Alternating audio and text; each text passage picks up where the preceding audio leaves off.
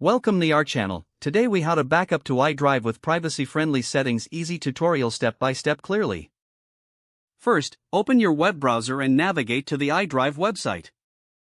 If you don't have an account, click on the sign up button to create one. Fill in the required information, including your email and password. Once your account is set up, log in to the iDrive dashboard. Download the iDrive application for your computer or mobile device. Install the application by following the on-screen instructions.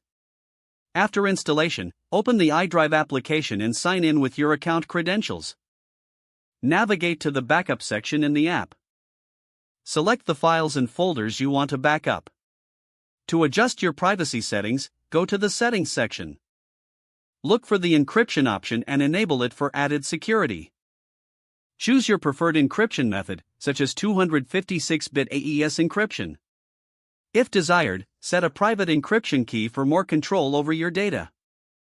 Make sure to remember this key, as it will be needed to access your files.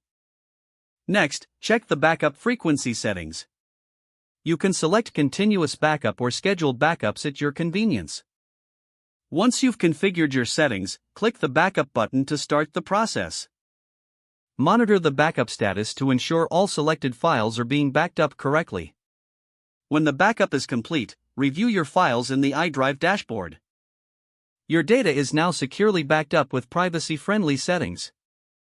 If the page does not load, refresh the browser or try again in a private or incognito window. Make sure you are using the correct email address, then retype it carefully to avoid small typos. If your password is not accepted, use the reset option and create a new strong password you can remember. Check your spam folder for verification or security emails, then complete any requested confirmation steps. Enable two-factor authentication if available to improve account security and reduce unauthorized access risk. After signing in, review your profile details so your contact information and settings are accurate and current. If you see an error message, note it down and try again after restarting your device and internet connection.